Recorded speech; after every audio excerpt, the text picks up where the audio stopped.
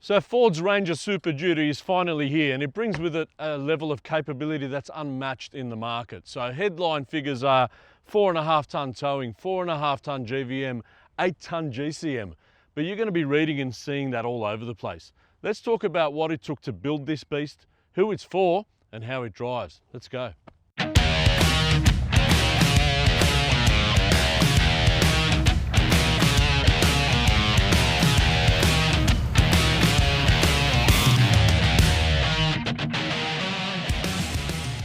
Application of the Super Duty moniker to any truck in the Ford range comes with a burden of responsibility. It's not just a matter of slapping a sticker on.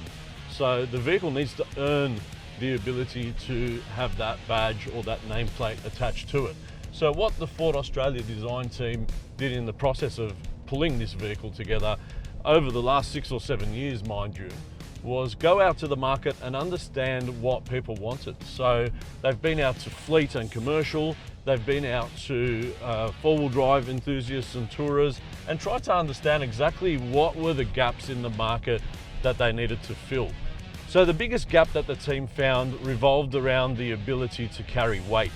So what we get with this particular vehicle is a 4.5 tonne towing capacity, 4.5 tonne in GVM, and a GCM, a monstrous number of 8 tonnes, which is completely above and beyond what anyone else has been able to achieve in this mid-sized market.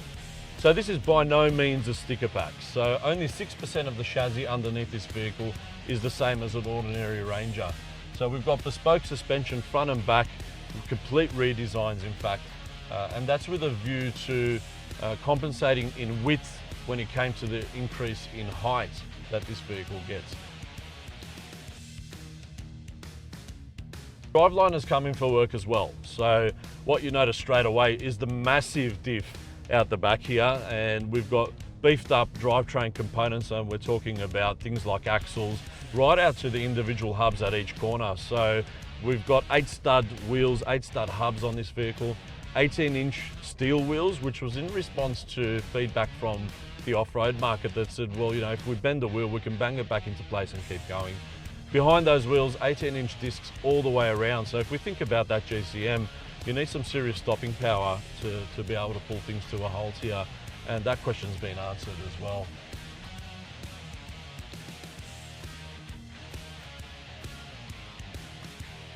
The other thing that'll be appreciated by all of those target customer segments is protection. So we've got steel front and back bars directly bolted to the chassis. Underneath we've got protection for a 130 litre fuel tank, and that's a 4 or 5 mil plate that sits right underneath that, as well as underbody protection right out to the front.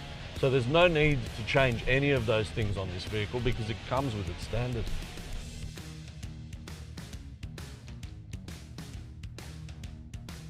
So in terms of driveline, it maintains the same excellent 3 litre V6 turbo diesel, which is backed by the 10-speed automatic. Now, the automatic has come in for some calibration adjustments, which was required given the extra weight that the car is going to carry. So the interior carries over all of the comfort that we expect from a Ranger. So very comfortable cloth seating here, plastic floors for longevity. And we've got these specific mounting points here that can be used, you know, if we think about the four-wheel drive market, it might be that you want to run the HEMA app off a tablet, for example. And in the commercial space, you know, someone that might be working on power lines or power poles might want to have their laptop mounted here as well. So that's all stuff that's catered for in the Super Duty.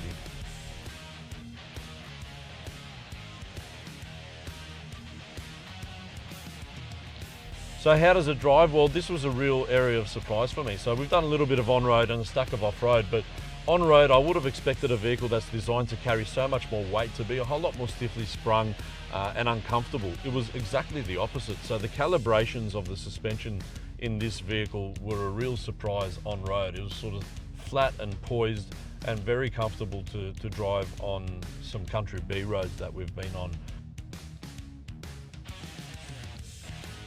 But that doesn't mean it's any less capable off-road either. So this vehicle sits higher with an increased ground clearance, which means improved approach, ramp over and departure angles as well.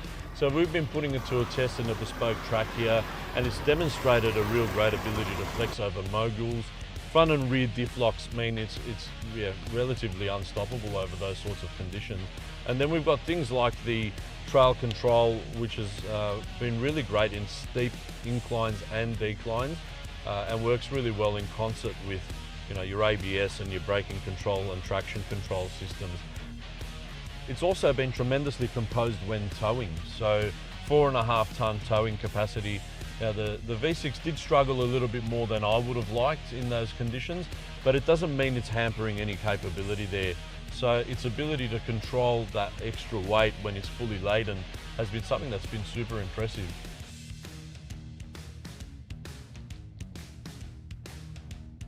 So does it hit the mark? Look, I think what it definitely does is it creates its own little niche.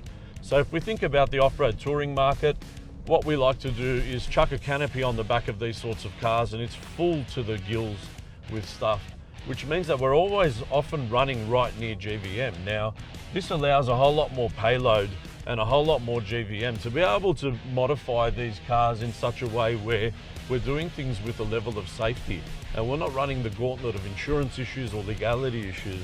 So I think that that's going to be a really important addition to that particular market without having to upgrade to a much larger vehicle on the outside.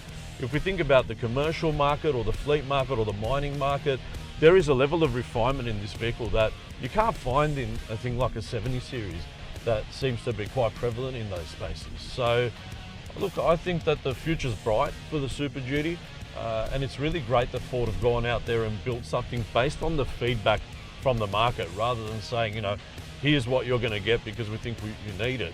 It's very, very evident in the way that they've gone about building this vehicle that they're serious about building something that the market wants or needs and adding value. So I think it's pretty cool. If you get the chance to get behind the wheel of one, definitely do that. There will be a whole lot more detail in my written review, so go and find that. That'll be in the comments here as well. Otherwise, I'm going to keep driving around, have a bit of fun.